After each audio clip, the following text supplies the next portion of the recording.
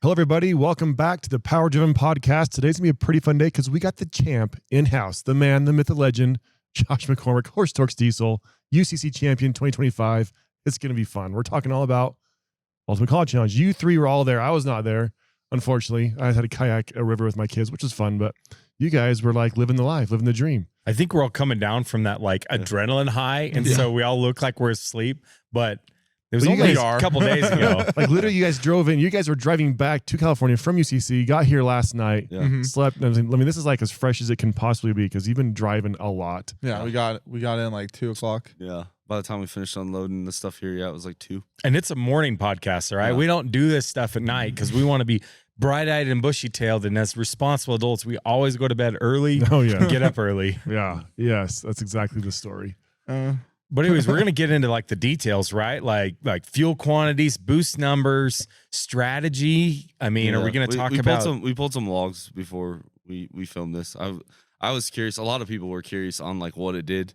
I'd say the coolest part about like this whole weekend is you start to collaborate with like people that have done that, and the amount of data that was shared with me, I thought was very cool. And it definitely did affect our strategy pretty much throughout the weekend, really. And do you feel like it's a different club when you're in a Bosch standalone computer versus a factory tuned ECU where all these tuners are secretive? Like, no, my factory tune's better. You get at that Bosch level? I'm going to say that because, I mean, years in past, it was kind of the same. I think that when you're competing at that level and you're trying to push it as hard as you are, the people that have done it know the struggle, know the dollars that they've spent on it, and they see you trying and they want to see you succeed. I mean, example for that would be like Levon Miller. I mean, Levon, like 2020, what was that, 2023, he was out there helping us or giving you advice on the nitrous and how to do that. Yeah, like I went to their shop, and like and even in the pits at UCC, you kind of walked you through the steps there, and then same thing this time. Again, he had thoughts and kind of like I thought he was very, very just honest and straightforward with it. He didn't say you need to run this. He said, dude, this is what I would do and this is why, and kind of let you come to your own conclusion. I was very impressed. I thought that was very you kind of, I guess the nice part about the team that I had and the people that I asked for help, I never doubted the advice that they gave me. Like I wasn't like, oh, they're like setting me up to go kaboom. I was like, oh, like these people want to see like cool stuff happen. Yeah. So first thing, tons of people are asking, obviously it's a Cummins platform you're working on. How many cubes is this engine? Is this a big monster, ridiculous engine? Just go over the setup really quick, so because otherwise we'll backtrack to this and somehow bring the junker up. Yeah. So it's you brought it up. We didn't make it a minute before the junker. So it's a 6.4 deck plate. So 6.4 liters. Yes. So it has a factory 6.7 stroke, and it is sleeved down to 4 1/8 or 4.125. We have diamond, narrow bowl, ISB style pistons in there, factory Cummins crank, Waggler deck plate rods.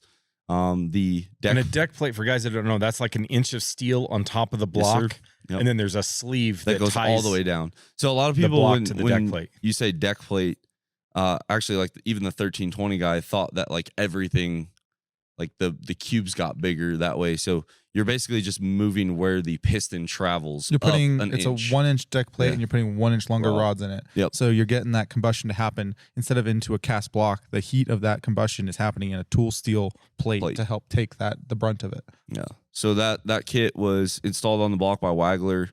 Now, who assembled this race-winning engine? I did. So it's funny, like every year before UCC, you go through some kind of adversity, right? Like you guys are no strangers to that. And I always say, like, I'm not ready for UCC until I like have to pull the motor back apart. And it's always been for various reasons. This time around, it was just some head stud issues. So my first engine, like balanced, blueprinted, well documented. Like the second one, we were kind of in a hurry to make sure I could get to the dyno, and I'm not even gonna lie to anyone here, I plastic gauged it. Like I was just like, some of it though you knew was gonna be good, but like when you think about like your mains probably changed a little bit, things like that. And Jeremy did his best to make it identical. So the ring gaps were almost there. The piston wall was, close. with my tape measure. And from there, it has Now, how are the pistons held in there on these fancy diamond pistons? They are a tool steel DLC coated pin with button caps. So there's no E-clips, no spiral locks. It's just you kind of put it in, which is really, really easy. And I remember when we had our 2 UCC engines for power driven, one had the spiral locks, one had the button caps. And I was like, wow, this is a lot less room for error, so to The speak. button caps So, are pretty freaking yeah. sweet. You got to watch out, though. Sometimes they'll fall if you're not, like, you got to get the piston Yes, in there installer good. tool just about right. And then we have a no limit cam in it. Is that a secret, or can we No, tell? it's like a 208, 221 or 220. Yeah, 221, yeah. Yeah, 221. And it's got just an industrial. So in the industry, that's considered a mild, it's not a huge cam. In the drag race world, that's a pretty standard cam. A lot of trucks running that. So we spent a lot of time on the engine dyno trying to figure out cams with 24 valve common rails. And that was really the best cam that I saw for the way I used the truck. I know guys with common rails have ran way bigger, and I know guys that have ran way smaller and done okay. Then we have just the no limit billet oil filter, kind of like your Cummins cart had in the old good times. So it holds 4 gallons of oil instead of 3 gallons of oil. Fluid damper on the front. And then we have an industrial injection.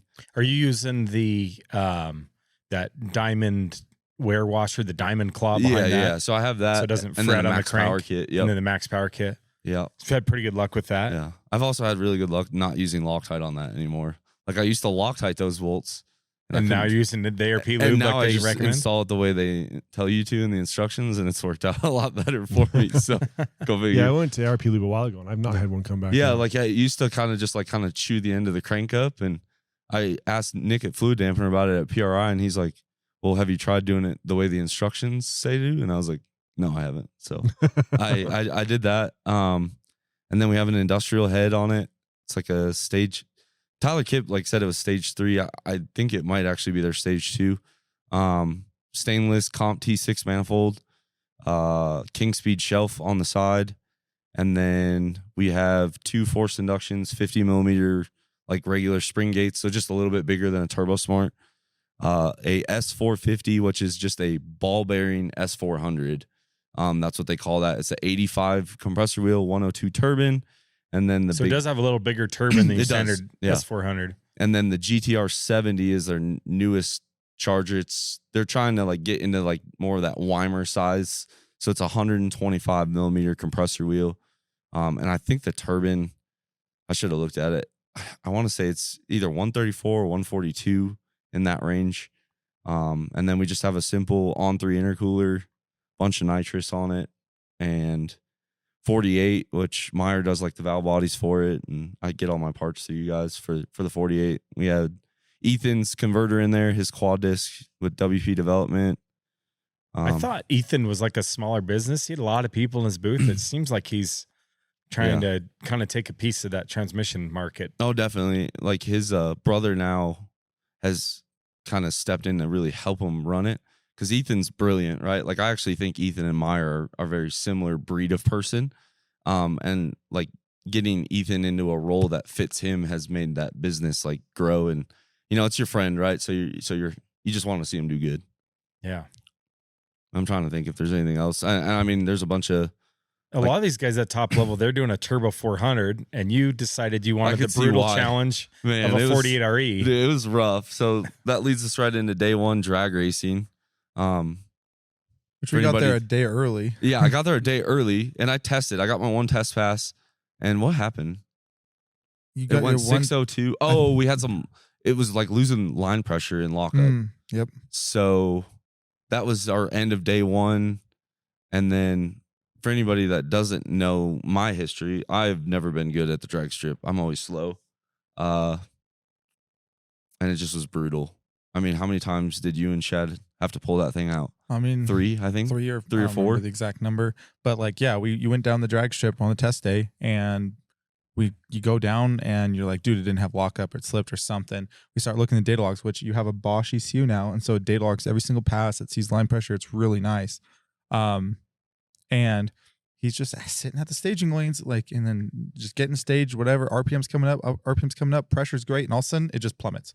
Like no truck movement, nothing should have changed. It just decided to just plummet and go down to like 130. And so, yeah, it didn't really lock up or grab any gear that great at 130. We're like, dude, at 130 PSI, who knows what the clutches look like? We're like, we also don't really know the problem. The fluid level was correct. I was kind of trying to go through and just double check our dipstick was right. We've had some issues in the past with dipstick tubes and dipsticks. Just like so. flip-flopping 47, 48 parts. And so I was like trying to do my, due diligence, trying to figure out what exactly was going on. We were questioning the converter because the converter wasn't like, it wouldn't stall the truck. And we're like not sure what was going on. So we ended up just saying, okay, pull this thing out. We have a spare valve body, slap the spare valve body in there, pressure test the trans, and then throw the spare converter in there. So we did that. Didn't have enough time to make another test pass. We're like, okay, we're ready for in the morning.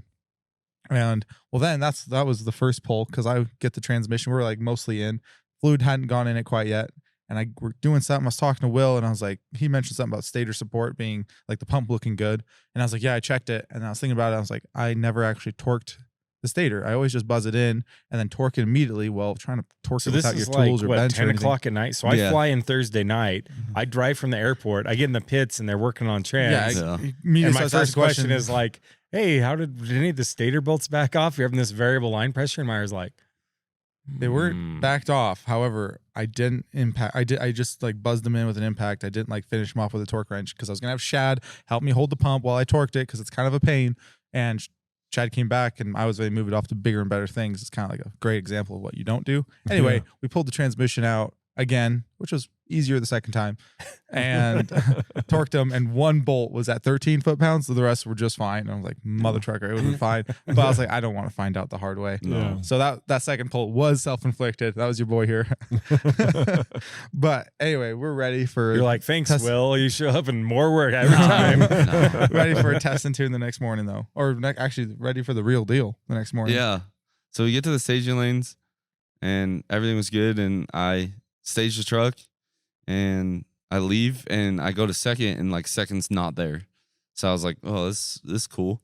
I like pull off to the side and I don't run like a catch can on the trans and I still run like the factory puke holes. So it kind of put a few drops of trans fluid on that time everyone was like, oh, they run extra fluid in their transmission. So we overfilled my trans on lots purpose. Of like knowledgeable racers were there. I mean, Austin Doige, we talked to Philip Franklin. Yeah, there was enough people Ethan saying, Patterson, they were all saying like, oh, put an extra quart in there. overfill it. And so we're like, okay, we're having line pressure problems, and we've never had a data logger before. So normally what you do is you look at your line pressure, like, oh, we're good, and then go down the track. And we're like, okay, maybe we're actually seeing the problem now that we have a data logger. So we're like, okay, put a little extra in there just to double check. And well, yeah. And so then I pull over, and it maybe like a 6-inch circle of fluid. And Lucas Oil was like very on the to like get the roll back. Yeah. So I ended up on the tow truck, and then we brought it back to the pit.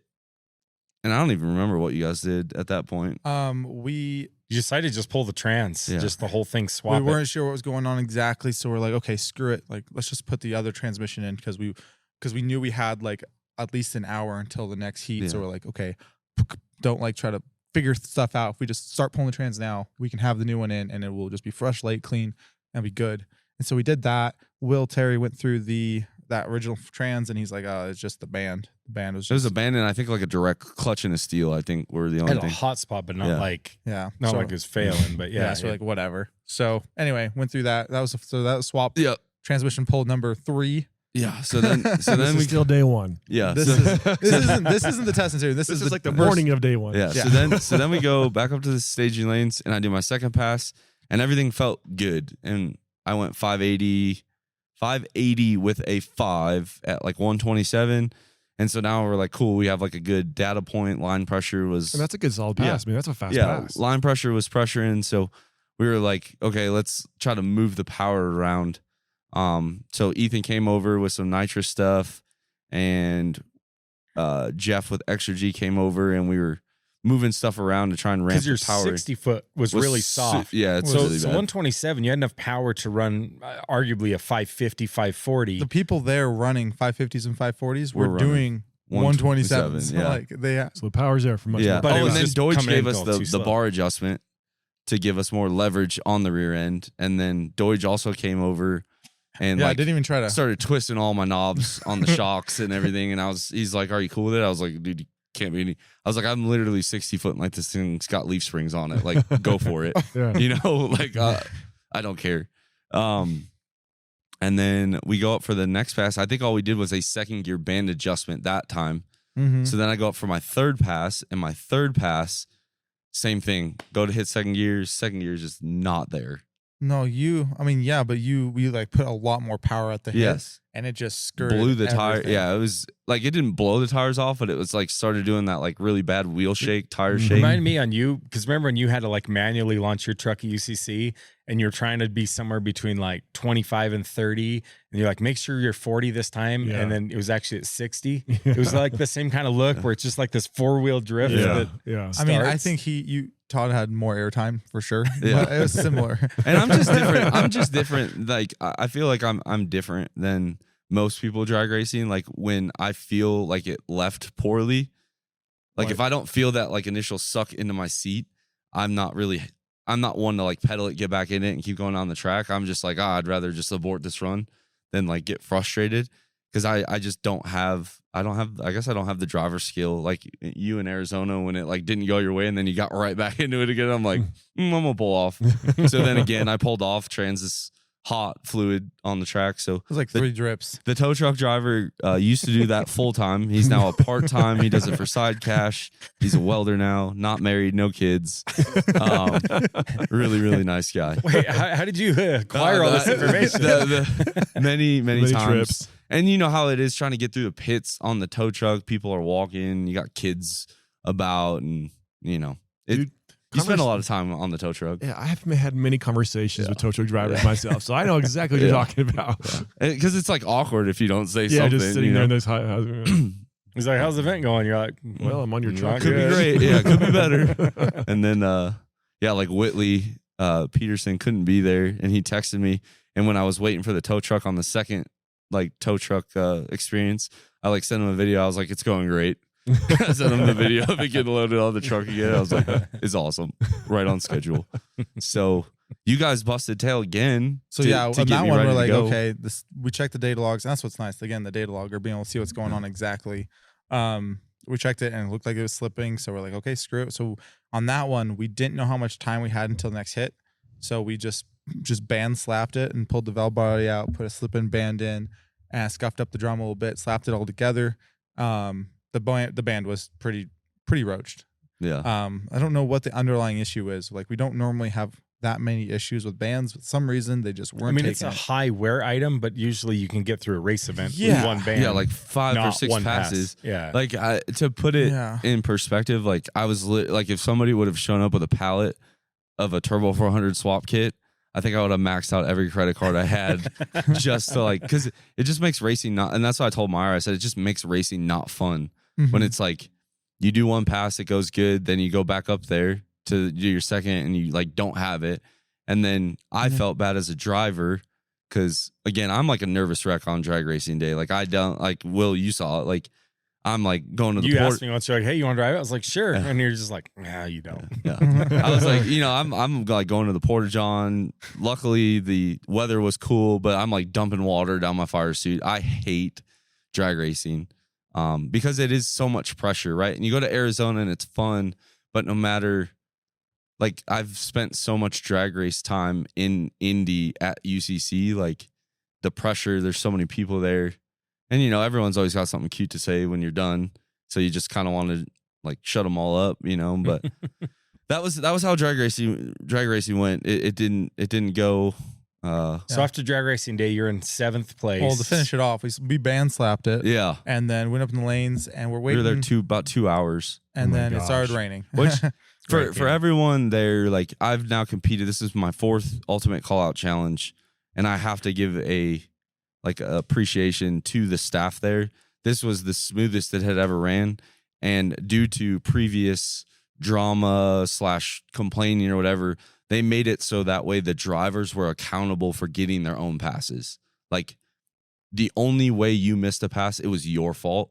And I thought that the way they did it was really smart. It did affect us and how long we were in the lanes, but there was no more like, oh, we missed this, we missed that. You had 45 minutes to get in the lanes. When that 45 minutes was up, there was no going in there, and it allowed UCC to make sure we got our passes, and it also held the drivers accountable for getting up there. And in the drivers meeting, Chris said, I can guarantee you 2. He's like, hopefully 3. He's like, I want to get you 4. So they made that very clear in the drivers meeting from the get-go. And that's because there's rain in the morning, yes, right? There was rain in the so morning, and then we saw start. rain in the forecast at night. So that's why he's like, I guarantee you 2, 3, more than likely 4. He's like, I hope, but it might not be. And you got so many other things going on now. I mean, UCC, when I used to do it with you guys, it was a lot more emphasis on just there's UCC. 25 UCC or 30 UCC competitors, and that's it. Here, I heard there was some like 350 tech cards for drag racing sold. ET was over 100, Wow. I believe. So it's just like you can't stage hold them, up. They had to stage them both ways at Lucas Oil, like oh my gosh. down the like pro side of the pit Yeah. and then into the grass side. So it was cool. And I mean, But it's hard to hold up the whole show for 12 or 15 UCC trucks that to the drivers that they're like, this is our event. We're supposed to be here. And it's like, it started as your event, but it's grown into something new, a lot something different. more. and I used to be of that mindset probably as early as like 2023. And the older I've gotten or the more I understand it, I'm like, I don't know if UCC would still be around if they hadn't coupled with like ODR and do the fan dyno and do like, you get all these people involved, like the burnout pit. contest. Yeah, and like stuff. I don't necessarily want to go watch the burnout, but like I understand the huge crowd that brings. And so, the more the merrier. The Poor Diesel Challenge. I'm surprised you didn't enter that, Will, honestly. I didn't know about it before I'd You already need to bought do my it plane next year. ticket. If I knew about it, the junker was ready Yeah. to And take there it names. is. Yeah, like that. If there was ever a Yes. competition for Will Terry, it is the Poor There Diesel was a Challenge. $10,000 budget, including buying the truck. Like I did it. And Perfect. it wasn't, you didn't have to sled pull. All you had to do was drag race, dyno, and burnout contest. And fuel mileage. oh my god. I'm like, Street I'm track. like, is there a better contest for the junker on earth? Are you kidding me? That is And pretty since ideal. I bought it so many years ago, I have 1,500 in the truck when I bought it. I'm like, I added up just after I saw the challenge. I have $10,000 in the truck right now and the parts in it. Like retail price of everything, we're right at 10 grand. And I'm like, including buying the truck, I'm like, this thing's legal. Even if somebody tried to protest, and dang it, that truck would run like 660s. I think So it you. would've been I think you violent. would honestly, you'd have a pretty good chance of winning. So, no, but it's cool to see that event grow. But then what? We got ready for the dyno, right? So Yeah. So Will- after we got rained down on the drag strip with our band slap, we decided to swap the dyno trans in just because it had a couple extra clutches. The valve body in it made it more pressure, just so it was a little bit more stout unit for the dyno. yeah, and let the record reflect that Will Terry. Sir William Terry over there was the transmission builder of the UCC dyno transmission. He refreshed Whoa. it. Yeah, everybody, even lucky guys get lucky He once. Right? clunked the input shaft around, so I don't know if it's between 20 and 40, but No, it's hold on. just- I do want to point out he went to go stab it, and that transmission. I always run stock drums because they're cheaper, and so the only spares I had was a billet drum. So he put a billet drum in, and we hadn't like cut the tab off of the overflow. Oh, So full he vent? stacked it all together, and it was like tight. And Will's like, oh, like what's wrong? And that's when we realized what had happened. Yeah, I was like, there's no end play, guys. And I'm like, they're like, oh, you changed the drum. And I was like, yeah. And then Josh, you were the one that's just like, hey, little did anyone know that if you would have just torqued those bolts and like spun it a couple times, it just breaks that tang off, and you find it helplessly in the pan on the first service. Can confirm. You could do it like that. Yeah, you could. I mean, I wouldn't recommend it, but it can be done. So you're going at the dyno now. I think now's a good time to kind of talk about, you made some pretty big changes to your truck before this event on the tuning side. Yeah. Like we talked about the Bosch before, but this is where you're going to probably see a lot of that. I mean, you saw it in the drag race as well, but your Bosch stuff, like talk about that a little bit and how like that's changed your truck and your learning curve, and especially for this event. So I talked to Jeff Hale in PRI 2023, and I was like, I want to do it. And then, I ended up moving back to California and being with my family more. And then we had the block incident where Wagler had to get another block ready, and we had about 3 weeks of downtime. So I texted Jeff. I was like, hey, like, can you make this happen? He's like, yep, no problem. Started making the harness. So I switched to a Bosch MS25 is what it's called. And this is the ECU. Yes, Like the you're no ECU. longer on a factory ECU. Nope. It's 100% standalone So I pulled computer. the tip 'em, like I mean, we went pretty crazy. It's got like a carbon fiber dash in it now. Like the truck's completely gutted. Like anything, there was probably even some stuff I should have left that I cut out anyway. Like there's carbon fiber everywhere. I was just a Fast and the Furious kid. Like I grew up watching that. So if they make a carbon fiber part, like Let's you know, go. I'm gonna probably put that on there. You are a Cali boy too, Yeah. so I mean, There you go. We know how that. So we did all that, and Extra G was super awesome to work with. And you know, I have a lot of companies that help on the truck. And I always, when I bring someone new in, I'm always like, these are the people that I use. Like, if this is going to be a problem, like, just speak now or forever hold your peace kind of deal. So my truck's kind of a hodgepodge, right? Like, we have dynamite injectors in there. Now, for the people that don't know, Dynamite makes injection pumps and, Yes. but most notably, injectors. premium injectors for common rails. And Extra G also makes premium Yeah. injectors and injection pumps. And so those two companies are direct competitors. Correct. And you're very loyal with Lenny's injectors. He's been with you all along. And Extra G also has all this Bosch tuning. So how did you work that dynamic of keeping? I just, with honesty, I told Jeff, I said, I don't want a sales pitch on injectors. I was like, I'm happy with what I have. I was like, as long as you can make these work for your system, I said, we're golden. I was like, you know, I have no issues with it. And Jeff was like, I don't care what you run. He was like, that's fine. So they were really easy to work with. And so, you know, Lenny obviously owns Dynamite, has taken care of me. Skylar's always the one that ends up doing all the injector work for me. Like he's always the technician that does my work. So we run, I forgot about the fuel system side of this too. So we run a set of 100 LPM or 400% over Dynamite injectors. They are 5.9 body, 0304 spray pattern. We have just Why 5.9 body and not 6.7? well, because for the longest time we ran 849. So 849 ECM is a 5.9 is a engine 5.9. computer. And I know someone in the comments will probably say, oh, you can run 6.7. I've had so many people tell me that 6.7 injectors will run on an 849. I have never seen it in person or on video successfully running, so I'm not sure. But the people, or at the level you're talking, Yeah. either at 2,000 horsepower plus So, type stuff. yeah, that's why we have the 5.9 bodies. We have just regular connecting tubes from Bosch. I actually think they're like still the ones that I bought from you guys. We have a modified Dynamite rail. They modify the throttles inside of the rail itself. And then we run 2 Extra G race 14 mils, not like the newest red alphas, like they're just the original 14 mils.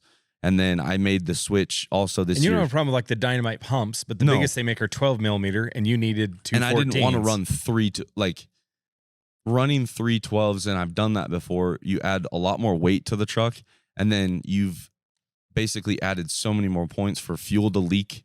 Yeah. And you're forced to run a belt. Yeah, you have to run a belt or reverse rotation pumps. And that was the other thing we changed this year too, is a lot of the belt stuff. So I have like a new Performance Auto dual pump case. So both pumps now are gear driven. And then we like moved the alternator down. So that was nice just to work on.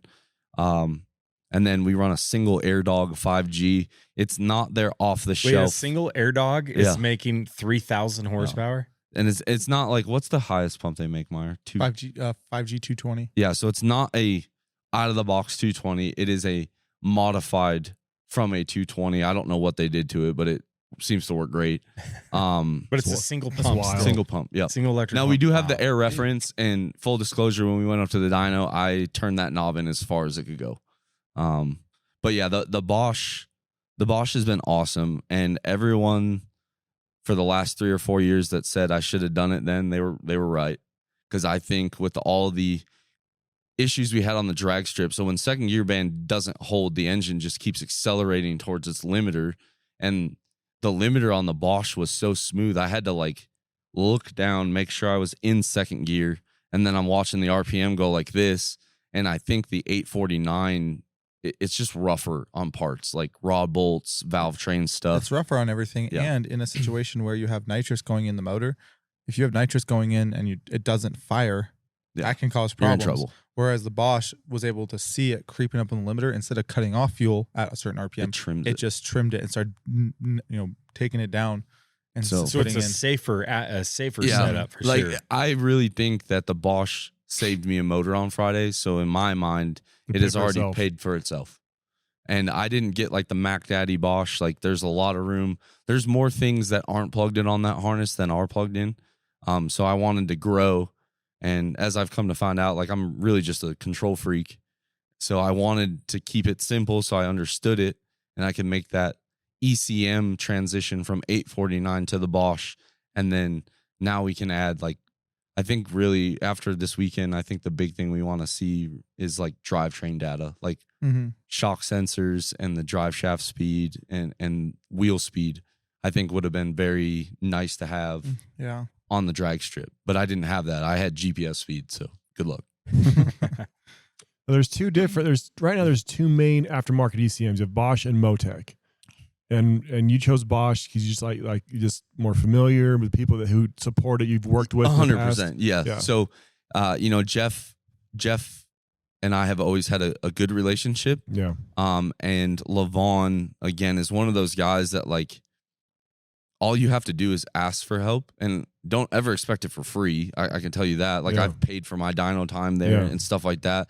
But like those two definitely just want everyone to do better. Yeah. And if you're willing to, make the investment in that system, like all I could say is they both promised to be there for me this weekend. And when it came time for the dyno, both of them dropped everything they're doing. And keep in mind, like they're racing, like Jeff had 3 or 4 other Bosches on the property. Levon's running ODR and his Duster, so they had other things that I'm sure they could have been doing, but they were there come dyno day. And I'm glad they were, because I don't know if we would have figured out. Yeah, after that first smack, they were both staring at that laptop trying to figure out what happened. Yeah, because so we get it all loaded, right? So I run a drag radial. It's an M&H Racemaster. And we like lock the suspension out. And then on the back, weights on the back. Yeah, on the back. A lot of people doing that now. They're putting sled pull weights to help with traction. So the big thing was I had to figure out how to. We always used to have a bed, like a factory bed, and this year, I had fiberglass bedsides. And I was like trying to think of a weight rack in Meyer. You can, like, I was hemming and hawing, and I was like, wait a second, we'll just bolt the sled pole hitch in. I said, I'll just weld a receiver tube into it. And I was like, we'll make a little suitcase weight rack for the back. And then you don't need to add as much weight because you've moved the weight point further back and it leverage is harder. So I think we had 600 pounds on the back end. And then you lock out the rear suspension. What else do we do? I took the air filter off. Because PDD doesn't make a 7-inch air filter. You guys need to get cracking on that for sure. I need it. There is not a a demand. huge demand. No, there was at least one guy at UCC asking for a 7-inch air filter, and then anybody else with a Weimer could probably use it. I mean, we could probably sell 10 of them. We could sell 10 of us if every person bought them. At a certain point, you guys need to not look at the bottom line and just look at the racers. Okay, all right. We want turbo protection. Is all we want. And high flow. Got it. Yeah. So we loaded it up on the dyno, and I called. Jeff had a strategy that we started with, and then we just kind of made little tweaks to it after talking with Levon. And then I called Chase Fleece, and I said, how much fuel do you run in your son's truck when he makes 3,000 horsepower? And Chase gave me that number as well. And what that's I thought was that's ironic about that. Yeah, he says your son, and Chase instantly knew it was Greg knew who it Albarella, was. a grown man. Instantly knew. For a minute there, I was like, And wait. then later in the event, I was talking to Greg Albarella like late at night, and he's like, "Yeah, Josh had to call my daddy to figure out how much fuel to put in his truck to make that number today." And I was just like, they both referred. This father-son relationship is real. And then I did tell Greg, I was like, well, the first time I made 3,000, I said no one was in the passenger seat holding my hand. So, but I get it. And you know what? Honestly, if I wasn't at the Superflow dyno, like maybe I would have had somebody ride passenger seat, but that's not really an option at that event. I wouldn't sit in there. Yeah. Even with fire suit on, no desire. So Cody Pullingham is the dyno operator for UCC day. I'm not sure why Elmer never takes the ride. Probably because he broke his arm that one year, but something about tire hitting you in the arm. Tire hit him. I was at that event. That was the event all of you guys left me. You were like, oh, we're doing this or that. And I drove up to Idaho by myself, and I won like the dirt drag, the sled pull, and the dyno, like 2 classes of dyno. I came back with like $2,000, just smiling ear to ear, putting those trophies on my desk. But No, so we go there, right? And get on the dyno, strapped in, and you're nervous. Oh, yeah. And I had to do an interview. I was like milking that interview because I was like, the longer I talk into this microphone, the longer it'll be until I go there. And then there was the draw. I saw you give your wife a kiss. Yeah, the draw drama. So we had to pick for dyno order. So the first time they didn't have enough slips in the hat, and I drew the last dyno run. Then the second time they still didn't have enough slips in the hat, and I drew the 6th position. The third draw I drew first, and I'm looking around and I was like, there is no one that's going to switch for first. No one wants it. Tony Burkhart's the only person I've ever seen do that. And I was like, okay, I guess we're going first. So I think I called you before I even got back. I was like, hey, we're up first. Dyno starts at 12. Let's go. And honestly, looking back now, it probably was a good thing that it happened, because I think I would have what-ifed myself to death the entire day and just been a nervous wreck. But it is nice to get it over with. And Yeah. I mean, another thing too is that like people had to chase it. They had to chase it all day. You set the bar. Yeah. I mean, that might have been why some of these guys blew up, is because you had moved up so many positions after that monster dyno hit that they're like, we've got to. I mean, you were clearly in first place at that point. No. All right, we don't even know what the monster dyno hit is yet. Let's talk more about this. So we do the the first dyno hit. We get it loaded up, and we get it calibrated, all that, and I smack it, and it felt great. And I'm like looking, and Cody gets out, and he's like not excited. And I was like, dang, this isn't 3,000 horsepower. And previous to this, I've been very upfront on my plan for the dyno. I was either going to make 3,000 horsepower, I was going to run out of time, or I was going to leave the rods just hanging out of the side of this thing. Like that was my plan. And so we start looking at the data. We pulled the data, and Levon and Jeff are down there doing their thing, and they're like, you're 10,000 PSI of rail pressure low. And I'm like, man, like I checked those connecting tubes a few times, but I was like, maybe it was that. And then Levon, I think it was Levon that was like, are you running a relief valve in that thing? And I was like, yeah. And he's like, then they started talking again. They're like, can you get something different? I was like, I have a plug in the trailer. So at this point, I wouldn't say I was angry, but like definitely talking with a purpose to everyone. Like, hey, like I need you to get me this. I need you to get me that. What was the number? 2580, 2590. So it was a little short of 2,600. Yeah. And the previous time you'd competed in 2023, you had done 28 and some change, 28. right? I think 28.7, 79, 78. So you were almost 2,900. So you spent all this money in this new ECU. And obviously you upgraded the nitrous system. You hadn't even talked about how much nitrous you put in this thing. And here you are with less power. Yeah, so I was like scratching my head. And then I remembered I had a rail plug in the trailer, but it's hard to describe on the phone where it was. So I start taking off. I was like, you guys get it ready to go. Like I took off to the trailer on my scooter. I saw Brandon at the halfway point, got on David's 75-mile-an-hour dual motor scooter. Ooh. So I just start flying to the trailer, got it. And then I'm flying back, and to the couple people I almost hit, I apologize. But you know, you're on the clock, right? What do we have? 30 minutes, 20 minutes. And so I get back, and we had probably 12 minutes. We get it in there, and then we work on getting the engine cooled back down. I'm always a big one. Like your first hit just needs to be it, because everything gets hot. But the guys, you know, everyone did a good job getting it cooled down. Will got some bottles swapped out, so we had full bottles ready to go. That was like the slowest nitrous swap ever. It took me a solid like 10 minutes to swap one bottle. Wow. Yeah, but It was the lowest bottle, and there was one ratchet strapped on top. And I first tried to just put it on the floor, and Josh was like, no, like the suction tube won't work. And I'm like, you're right. And then I was being extra careful, because if I had just galled one thread or ruined one thing, it would ruin this. So I was like pretending Very like I was careful. in an operating room performing heart surgery as I'm doing this nitrous setup. Leave it to Will to overthink everything. but I mean, and There's a crescent wrench. I'm using a crescent wrench to heart there's a surgery. lot of value in smooth is fast, right? So like anytime you're under pressure like that, just take that extra 15, 20 seconds to do that is always faster in the long run. So we get it all staged back up, and I'm just like, well, this is it, right? Plug is that way. Now you have the rail plug, not a relief system, not going to relieve RIP anything. to those injectors, you know. And I'm just like, if it pops the seal, it pops the seal. Like, don't care. Yeah. So we get it all staged again, and I bring it up to 3,800. That's where I started my dyno run. So at 3,800, Cody turns on the load. The Superflow starts to suck you down, and I have two buttons one's on my steering wheel, one's on my shifter. They both have 110 jets in it.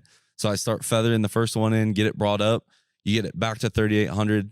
Then you start riding the foot brake to suck it back down. Then you grab the next While you're still holding the 110 jet. You're on 110 full. Then you start grabbing the second 110 on the thumb. And you can kind of feel it if it's going to snuff. But by this point, you're at 55, 60 pounds of boost. I mean, the thing just sounds like it's ready to blow up at any second. And then I smacked it. And then by smacking it, you then floor it all the way. You dump the brake, floor the truck. And I think I held on to those buttons the whole time as well. And then does the Max 5 then bring in all the other kits and stages? So the Max 5, I do it, the way I do it is safe for me. So I have the nitrous is disabled below 50 pounds of boost, and then it's disabled above. Normally I did 150. I did 175 on the dyno because I was like, I want to make the number. And then I do it all off the throttle position. So once that thing goes to full throttle, all 3 of those 375s kicked in. Just all at once? Yeah. Well, do they pulse width modulate a little? No. I mean, you stagger the throttle position so that way the alternator can kind of catch back up as you go. But so one might come on at 80% throttle. Yeah. It's like 90, 92, and 94% throttle. And they open at 90% duty cycle. And then by the time I always add to 100% throttle, they're 100% open. So they might pulse for a couple of milliseconds and then they're wide open. And did those all have mega jets in them too? So it was wide open.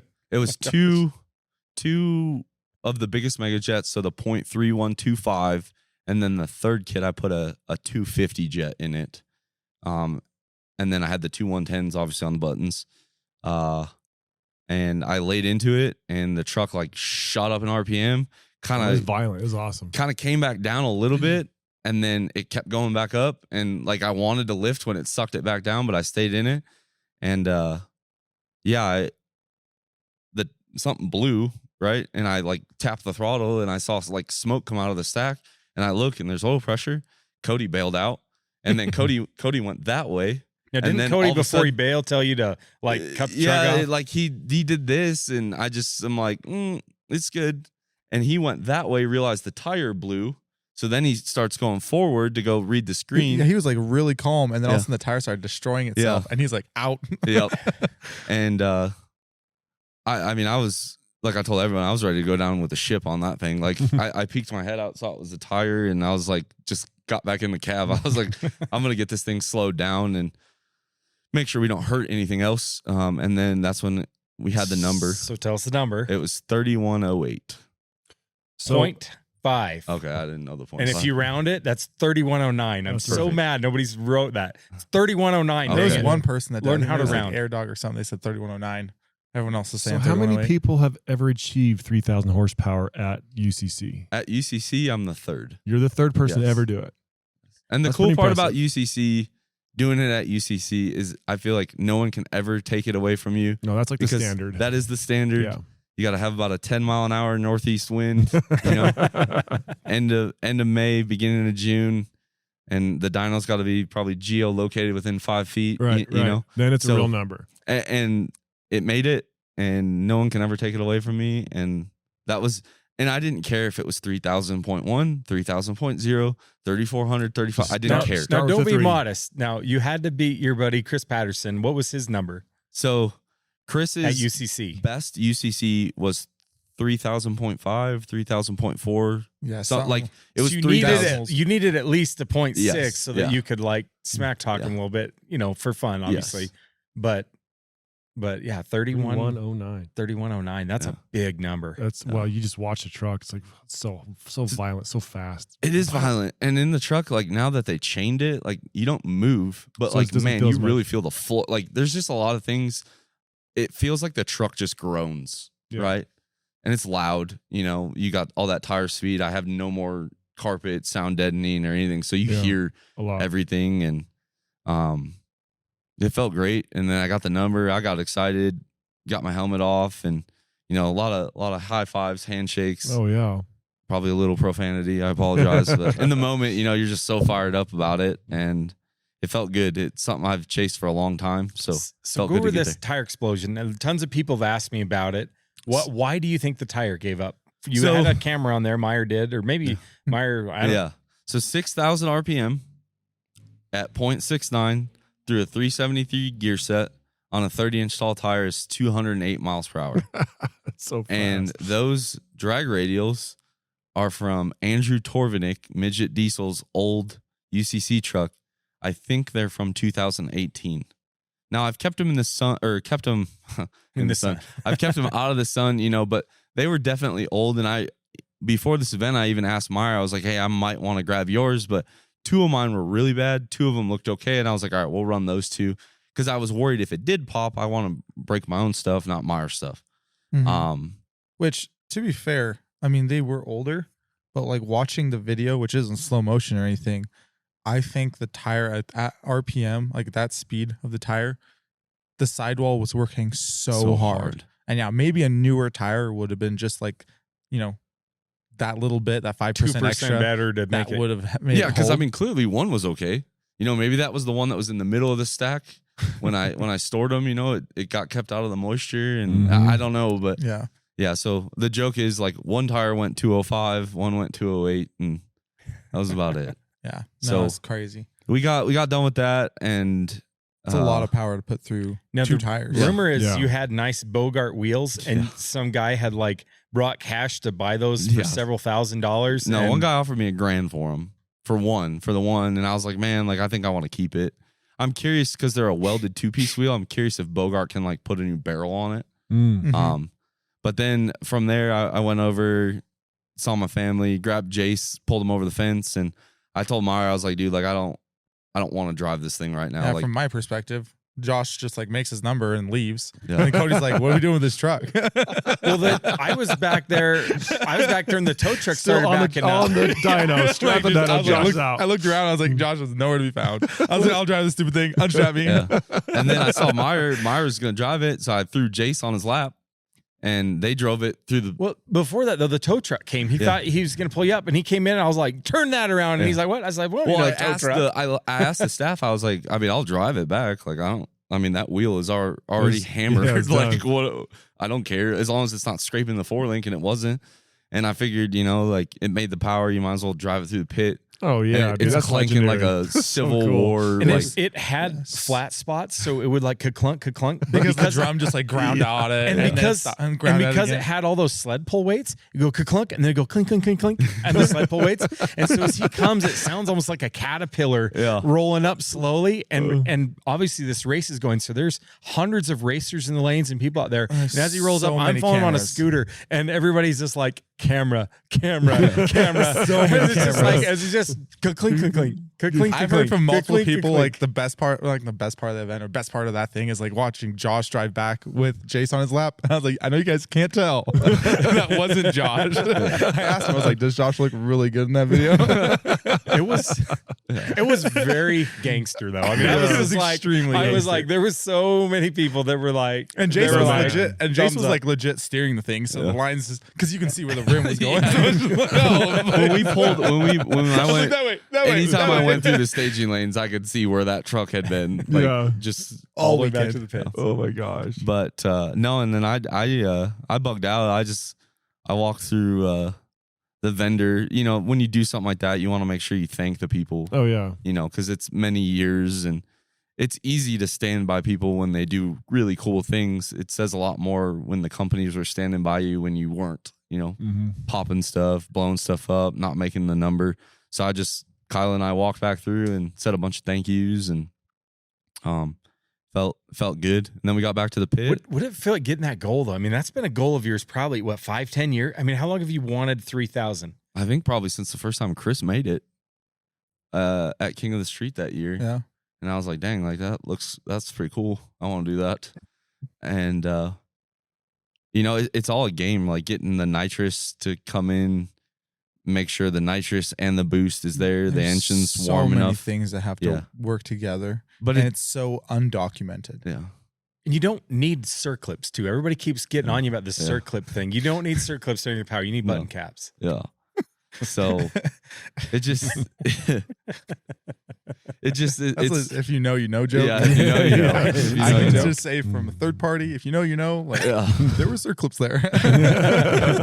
But no, it felt really good. And I think that's how I know I'm like starting to get older, right? Like, you know, the first person you want to go see is like your family instead of you know, everyone else. I mean, not that I didn't appreciate the million high fives, but like I definitely just wanted to go see my son and my wife. My daughter was at in Vegas with my wife's sister for the weekend. It's hard to, like, you know, people are like, oh, why don't you bring out both kids, you know? And I'm like, I'm not a parent at this event. I'm a competitor. Yeah. Like I try to, you know, take Jace out in the pits or ride scooters with him, but like my main focus there, and I just take the sacrifice that everyone makes serious. And maybe I downplay how much work that I put into the truck, but I can do everything I want to do in my garage. But it takes a team to put it together for a 3-day event. And it's like, to maintain it. yeah, you want to make sure that your effort reflects the sacrifice that everyone was willing to make, right? I mean, your guys' company, even, you lost, I don't know if I'd say your best employee, but a employee. And then, you know, Tessa came out and Will came out. And Will came out. And you just want to make sure everyone's sacrifice was worth it. So you want to be tested. You want to have all the parts to keep them going and stuff like that. So it's important. And it felt really, really good. And yeah, what we really kind of let that soak in there for a while, because a lot of other guys had some pretty bad days. So we were walking around looking at and what you were everyone first tore. on the dyno. I was first on the dyno, So so I you had, started off the day that's a gangster move. Yeah. Coming back I've, to pits like I can just chill all day now. yeah. So yeah, and then I didn't watch another dyno pull though. I don't understand people's fascination with being so close to that thing. Like when the driver / assembler is like nervous, you As know, the driver, if I could be at the top of the grandstands, I would. 100%. Like if I could somehow figure out how to do a robotic leg for the brake pedal and a hand throttle, like I don't want to be in there as much as Cody. And Meyer and I were talking about it. Like Cody has so much power because he can either make your day or break your day. And it's all about the reaction to the horsepower on the screen. Yeah. You know, like if Cody's amped up, you're amped up. If he just like turns around to tell you a number, you're like, I kind of laughed. I was like, when he was like down when he told you 25.99 or whatever the number was. I was like, dude, that's probably the most disappointed I've ever seen him. Yeah. Like announce a 25.99 number. Yeah. But he knew that that's not what you wanted. Yeah. The power levels have gotten so ridiculous. Like people watching this, like can't imagine ever making 2,500. It's like it's not even in their world. And you're like, and we're like, yeah. And you're like, I was going for another 600 more. It'd be nice. Like if I could make 600, I'd be happy. Yeah. It's ridiculous. No, it's definitely. I mean, it's a wild ride to be on. But yeah, it is. Like even in 2023, I won the dyno portion of the event, and I made 2,800. And I was bummed. like, yeah, you're just like, man, I was a little short. I fell a little short. Yeah. Again, and it kind of stacks up on itself. So then what did we do? We like hung out. So one thing I thought was funny was like we were rebuilding. Like, was his name's Tucker? Oh, Tucker Harris. Tucker Harris. Yeah. So he came by, his transmission broke in his old 95 12 valve, and so we told him we'd fix it. We had some good downtime. Yeah, he dropped it off on Friday night. He's like, yeah. His buddy reached out to me and was like, hey, like I knew who Tucker was from Austin, but I'd never really met him. Who is Tucker? Because people don't know. He's the editor for Diesel World magazine. Okay. And for Diesel World magazine broke down in his truck as he's pulling into UCC. Broke his transmission. in his 12 valve. I mean, you'd love it. In his second gen, right? And I told my buddy Justin Miller, I said, if he'll pull the trans, I said, the least we can do is tear it apart. If I have the stuff to fix it, I said, we'll fix it. Because normally we don't have this many transmission issues. Right. Like usually we have some downtime. I asked Meyer. Meyer was like, oh yeah, sure. I'll do a side quest, absolutely. And then we did all that dynoing, and he walked back over and he's like, hey, like not to put any pressure on you, but have you looked at it? And I was like, dude, I haven't. And I'm really glad you came back over here because I would have forgotten all about this, transmission. So then Meyer. It was just funny because I mean it's original transmission. Actually, it wasn't original. It had some built stuff, but it did not have a paint job, and it was crusty. You could tell it was behind a 12 valve, like full of oil, 2-wheel drive trans. And I was like working on it in the pits or whatever, and so many people were flabbergasted that Josh made that number on a 47 RH. I didn't know that part. So he's like, he's running a two-wheel drive? I was like, no. This is unrelated. Just I got bored, okay? His trans is A-okay in the truck. Yeah, we like to side quest it. We conquered the dyno. There was no engine failure, so we have all day to just Myers Pitside tranny rebuilding service. And then we had the other guy snapped his output shaft, so we had to get like creative with a pulling hitch to like compress these overdrives because oh my gosh, well, I brought a pre-built overdrive. Yeah, because I was like, man, you're not gonna break 2, right? Yeah. So I just did that, and he didn't have that. So Meyer was going through it, and I was like, man, like this sled pull hook looks like it would work. So he put it in the receiver hitch on my dually and used the Harbor Freight floor jack to compress the overdrive. And I gotta give a shout out to Colt Carter. Like we were trying to figure out how to do this. They tried the race truck. The race truck wasn't heavy enough, so we're like, okay, the dually will be heavy enough. And so I go to put in the dually. You got a 2.5-inch receiver and a 2-inch sled pull hitch. So I was like, okay, I need a receiver adapter. Right next to your dually was a dually for whoever was next door. 450, and so I was like, okay, cool. So I went to them and I was like, hey, like I see a receiver adapter. Like, who do I need to talk to try to borrow that? And some guy poked his head out of a truck that was pretty evidently broken. And he's like, oh, it's me. He's like, so he starts getting his keys. And you can tell he's a little frustrated just with everything going on. And he goes, grabs his keys, it's the wrong key, grabs another key, it's the wrong key. And it's like on his third set of keys. And I kind of realized that this is Colt Carter, who just dynoed and had number 6 piston enter the cab with him. And so he's trying to like pull his engine so he can build a new one. And I was like, hey, guy, like, I appreciate the effort. I will go around trying to find someone else's. If I really need it, I will let you know. And he's like, okay, yeah, let me know if you need it. And I'm like, dude, what a guy. Just like down in the dumps is like, basically, a lot of guys would have just yelled, get out of my pit. I've got important things to do here. I have a hole in my block. Hellfire came in the cab on me mid-pull. I had no idea. We were watching the dyno, I pieced it all together because I was talking to him. I was like, what happened? He had to pull his fire suppression system on his truck because there was enough fire going. He pulled the CO2 bomb. Huge flame ball. And I was like, dude. I mean, there was like a 3-inch piece of cylinder 6 missing. Like, and it blew into the cab. Through the firewall, and then there was like oil. I mean, could have like torched him perfectly if the oil was just a little bit warmer. Blow up. Oh my gosh. And I mean, so I was like, when I realized like who he was, what he was going through, and how little time he actually had to deal with my crap, I was like, okay, I will find someone else. So I ended up stealing it from Robbie Garcia. So the current second place position, mind you, because he had hit 2,700 before it blew up, and he drag raced really well. So he was actually in second. Nice. So anyway, I borrowed it from Robbie Garcia, but we figured out a sled using the sled pull hitch to compress those. Actually worked out pretty well. So that was a good little nifty trick there. You're welcome. And then you get like, I mean, the sled pull hitch has so much adjustment. It was perfect for the 2-wheel drive trans. You just adjust it up, and 4-wheel drive trans, you just adjust it down. It's actually like, if anyone needs to do that, it works really well. Nice. No, it was good. And we got his trans fixed, and then you got that one guy's fixed, and then we just started putting on the sled pull stuff. What is the sled pull stuff? Like different axles or just like dualies? No, I'm not like not that Godfather status. No, I pulled on the same set of axles all weekend. So we run adjustable suspension stops in the rear, a roll pan hitch, a drop hitch for the actual hook point. I have a couple bracing bars that I throw in there. And now that I've gotten rid of the bed and all the weight out of the cab, we also put probably 700-800 pounds behind me. He made like on a weight rack that goes behind the driver. Basically puts like 6 or 7 suitcase weights where the rear seat is. Yeah. Or what? So that way you get a little bit more downforce on it. We're trying to like replicate what the truck worked great before. We took he took a lot of weight out of it. Right. Trying to like replicate a similar weight bias. Because otherwise, I mean, you take a super light truck, throw 3,000 pounds on the front. Yeah, I was like, man, I welded the sled pull setup together in like 2021. It was not always the best. So you didn't TIG weld back then, is what you're saying? No. Well, I did. It's not very good. And so we there's some TIG welds on the junker from 2006. Yeah, but then we got ready to sled pull, and we were just kind of hanging out, making sure everyone had stuff.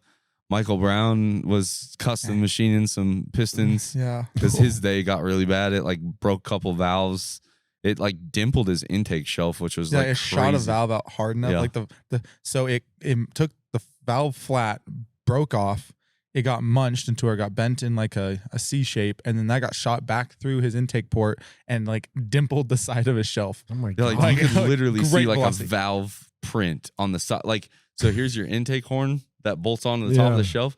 There's a valve impression. Oh my like, gosh. right And there. like when it blew off, so the theory there is that the valve failed, and now you have 190 pounds of intake pressure as well as compression, and they just like butted heads, and it blew the van gens apart. It bent the shelf. It bent the King Speed like. Yeah, let the record reflect that Keaton Samples welding was not the cause of that failure. yeah, it was did a not- Vangean failure. But what's like insane about it is like, you know how they have like the banners zip tied to the side of the fence, like right next to the dyno?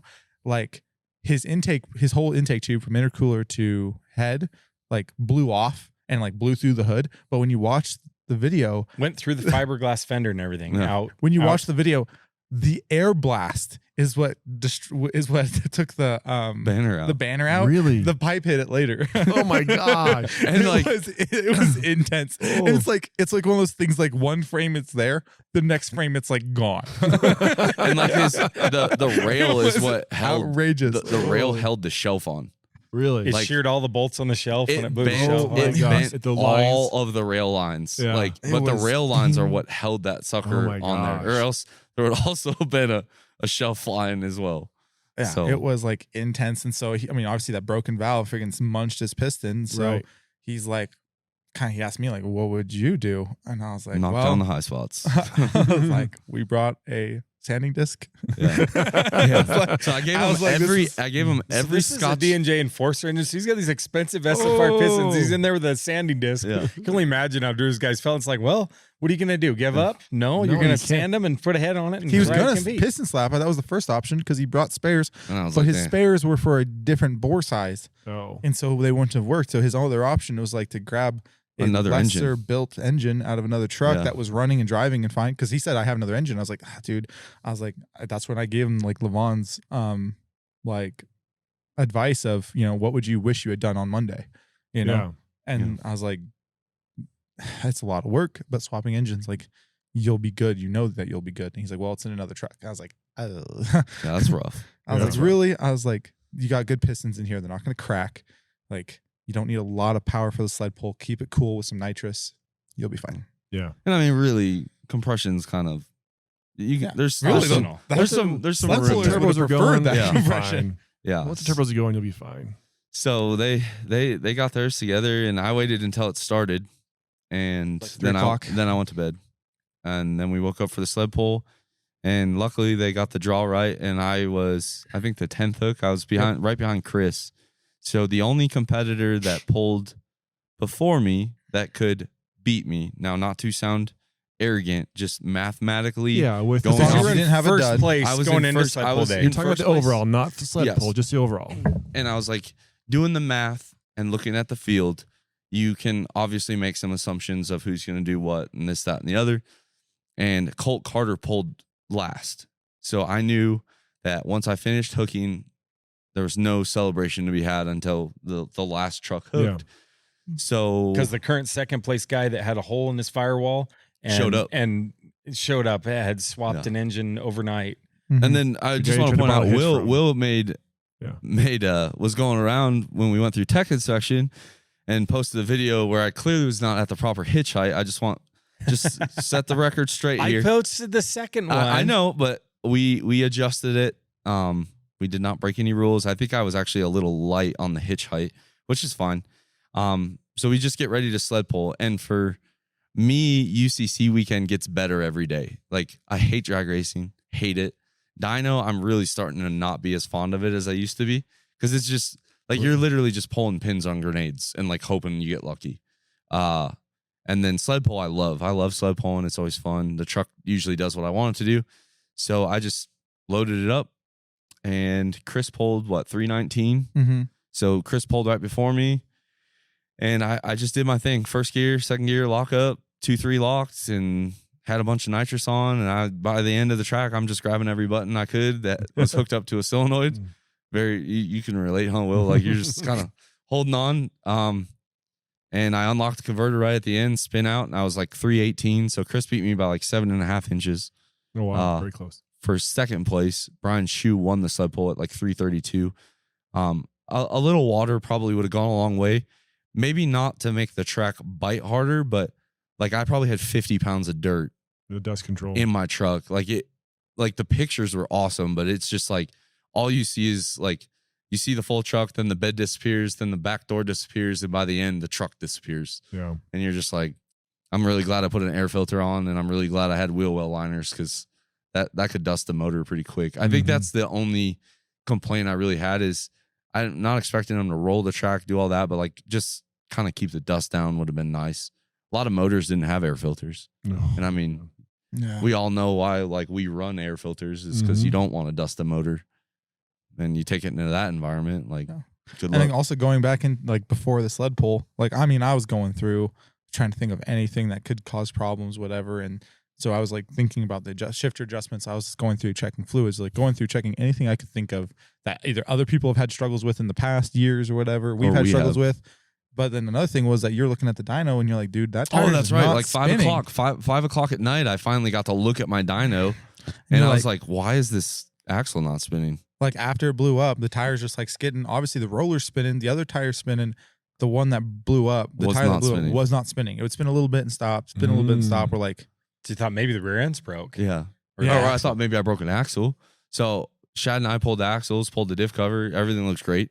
Shout out to Yukon, making a good 38 spline. But because I don't run a spool, and maybe I should, but I don't. I run their Grizzly locker. And so then Shad kind of put it all back together. which is also like, everything looks good from the outside. There's no metal in the pan. Yeah. Everything looked great, but it's a very enclosed unit. So it's like really almost impossible to really know. And so we're like, everything looks good though. And shafts aren't broken. So we're like, okay, it should be fine. And so that was my biggest thing, is like, you're talking about like a couple people that could have put you out. And I'm like, there's a chance that you have one wheel drive on the rear somehow and you're not spinning it. And so like You're not going to pull far well. We saw that Ford try to do that. I was like, so I was nervous. And then, when you hit power in second, you were getting on its way. I'm like, okay. Yeah. And I was nervous because in 2023, we had a strategy of like, we knew where I needed to get to secure second place.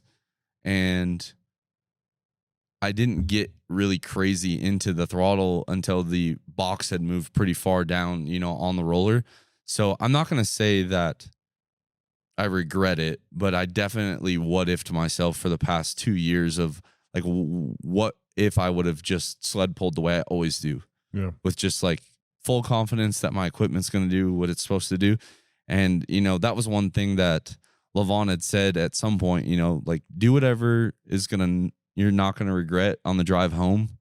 And that was literally like playing in repeat as I was going down the sled pull track. I was just like, I don't care. The previous years we had the 27 spline. We were kind of a little iffy on that. This year we had the 35 spline. You're talking the input shaft on the transmission. Input shaft. And I was just like, it either goes or it doesn't. And I always want to do better than I did the year before. And that's really, that was the race that we ran this weekend. I don't think I set out to beat anybody specifically. Like, I legitimately wanted 3,000 horsepower, and I wanted to do better than I'd ever done. If that meant I won, awesome. Not saying that I didn't go there hoping to win, but like, sure, you just want to do better. Every time you want to do better, and that ended up giving us the number 1 overall spot. So 6th in drag racing. Yeah, I was sixth in drag racing, 1st on the dyno, and 3rd on sled pull. Mm-hmm. It's such a hard event. People who compete understand. People who don't, like the 3 days, the different things. Yeah. It's rough. Yeah, it's so taxing, and to win it is like, it's so freaking cool. And it's really easy. Everyone. We were talking about this in the end of the meeting with all the drivers. How do you get 30 people to show back up? And I said, everyone wants to be a UCC competitor. It sounds cool, right? Like you grew up like idolizing a lot of these older, competitors, and you're like, I want to do that. And it's easy to want to do that. It's really hard to show up tested. And like, that sacrifice is really, I think, why that competitor field will start at 30 and choke down to 13 or 14. Because it's a lot. You guys were here when I dynoed on Mother's Day weekend. Mm-hmm. You know what I mean? And I'm like rushing to get back home so I can celebrate Mother's Day with my wife. And all the late nights, like Meyer gave up a weekend, drove down. Like it takes a lot of time and a lot of sacrifice, and a lot of people don't realize how much work goes into it. And then even at the event, the late nights, keeping it going. And I don't know how you'll ever find 30 people that are that dedicated and ready to go every year. So And there's the team that comes with them. It's more than 30 people. 100%. I mean, that's one thing I noticed being on your team is you had Gordon there. It's like you had a chef on staff. Yeah. Now He's a good he was cook. a friend and was a volunteer, but I mean, that was some chef quality food we had. That's in the the only reason pits. I was there. Yeah. To be honest. I mean, it's a true testament to the family aspect of it. You know, like you develop these relationships over the years, and these people become like your best friends, your family. And it's like Gordon used to tune my truck all the time with an 849. Then he showed me how to tune my own truck, and I still reach out to him, and he still will help me with trucks and stuff like that. Gordon didn't necessarily tune the truck that weekend, but like he cooks for us. He gave Shad a place to sleep at the track. And it's like, it feels wrong to leave these people that got you to where you're at today, and you just forget about them because they're no longer useful for you. And I feel like that happens sometimes in the industry. You forget like all of the stepping stones that got you to where you're at, you know. And it's like, you guys, like that was my first job in diesel performance, was working for you guys. And that's what got a lot of the growth that happened. You know, I watched the struggles that you guys had with a P-pump, and I was like, I'm out of here. Common rail it is, you know. And then And they've been trouble free. yeah, exactly. way better. But you know, and so it's nice to see like all those people that you become friends with over the years. They stay your friend, and they help you when they can. And if they're not, they're still there for you at the big events. You know, it's like David brought his whole blue truck as spare parts. Like he's like, I'll just bring my truck. Cool. He brought his brother along. Anytime we needed gas for the generator, the shower water filled up, parts runs and stuff like that. You know, he went out in town, didn't complain, nothing, just went and got it. And to a lot of people, there's not a value in that. But if I would have had to send Shad or Meyer or somebody else to do that, that's one less person turning wrenches, you know? Yeah. And And then- it sounds stupid, but like Yeah, just being like in the pits, Yeah. you know, being under the truck, being responsible for different things. I didn't have to think about drinks, food, gas, heat, Yeah. water. Like Both of our wives are there. Yeah. And like Tessa, Kyla, and Keely running the vendor booth for me, you know, selling shirts. Appreciate Nice. everyone that bought one. Sorry we sold out. Ozempic is like it's nationwide, because I used to have a good layout of like sizes. I sold out of large, extra large. I only sold like one XXX. And I always used to sell out of the bigger sizes first. But like, I mean, that's just nationwide. It's a real thing there. There's a Epic for the win. fat shortage going on in Yeah, America. like America is slimming down for sure. So, you know, and just some of Did you those ever think all of your fat fans might have just died? maybe I don't know. that's a military thought for Yeah. sure. But you know, and you need your like core people there to like recenter you. You know, that event is a lot of high highs and a lot of low lows, and it's nice to just surround yourself with good people to like either pick you up or bring you back down to planet Earth. You know, it's always funny to me like to watch Jace. Like he gets excited, but we got done with that dyno hit. He didn't care that I made 3,000 horsepower. He thought it was cool, and then he wanted to go ride scooters. So you kind of get brought back to like that reality of like, okay, like this is still important, you know. And my wife dealt with it. I wouldn't say I was like grumpy, but there was a few times where I got a little short with some people. So I apologize for that. And Would you say the win was sweeter having taken 4 attempts to make it happen, you know, 4 times at UCC? yeah, you definitely appreciate it more. And, you know, I'm not going to knock somebody that goes out there their first year and wins. Like, that'd be crazy. Your first you know? UCC, you made 256 horsepower, right? It was no, it was less than 235 because it was less than like what a standard output 5.9 was rated for. And yeah, so like first year I think I came in 16th, second year was 7th, third year was 2nd, then I took a year off, and then this year was 1st. And that, I mean, that's how I've done a lot of competitions. Like KOS my first year, I think I was like 16th, 17th. And then I won it 3 years in a row. But going back to KOS, I just wanted to beat my score from last year. And, we always did that. So the UCC organizer kind of pinned me down a little bit, and he said next year is the 10-year anniversary of UCC. And he says, we are substantially upping the prize money, and we're trying to get all the OGs back and all the past champions and stuff, trying to have this big, like, rumble. Like, he's trying to make it like, Rumble and jungle. and he's talking like smack talk, like P-Pump versus Comrail again.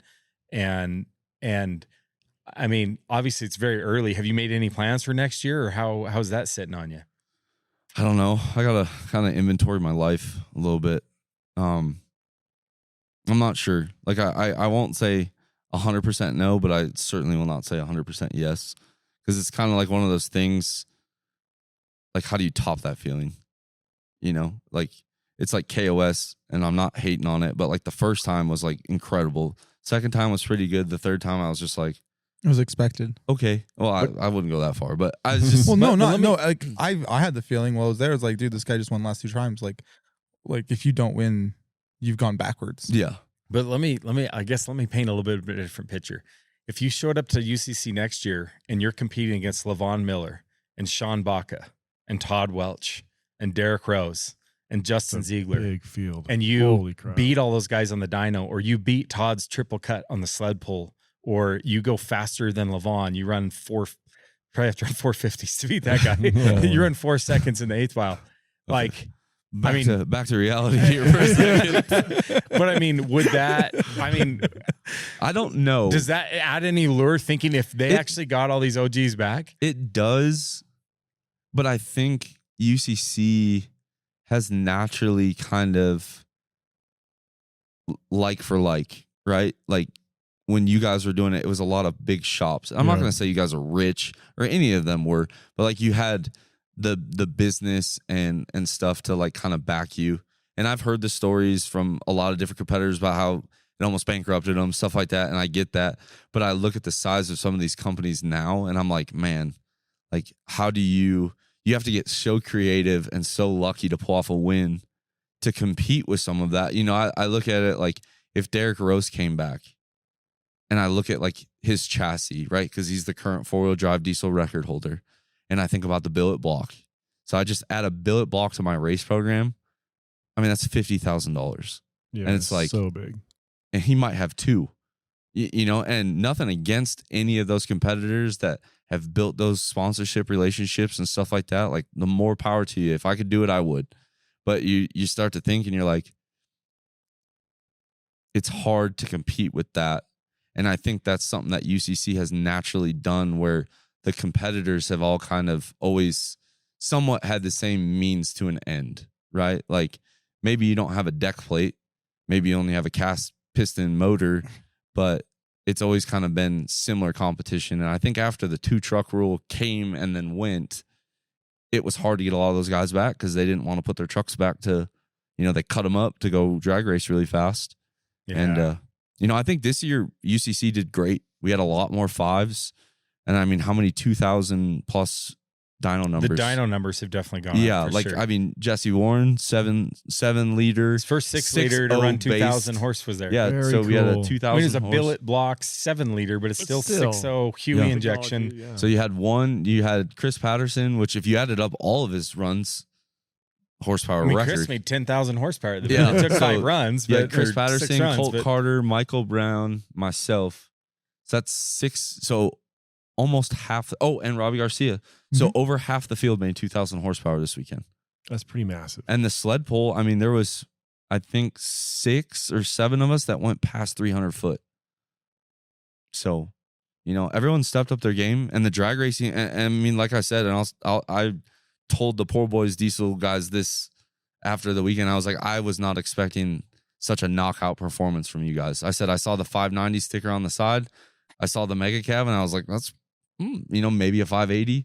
They went 541 on leaf springs, which I thought was pretty incredible. That's pretty amazing. Leaf springs, cow tracks, and that was a cool shop to see just come out of nowhere, right? First year competing, got third Got place. third. Yeah, and got third. And then Chris, this is his best place finish at UCC as well, 2nd place. So it was cool to see. I've heard some crazy things like $250,000 prize money type thing. Is that enough to make somebody, put a billet block on do they take a firm for billet blocks? So it was funny when I ordered the Bosch, I asked Jeff, he's like, oh, how are you going to pay for it? I was like, do you guys take a firm? And that was kind of the end of the conversation. Well, when it came time to pay at the end, he was like, oh, do you want me to like fill out your credit application for a firm? And I was like, absolutely not. I said my wife will pay for it. Swipe the credit card. So yeah. But no, I mean, I don't know.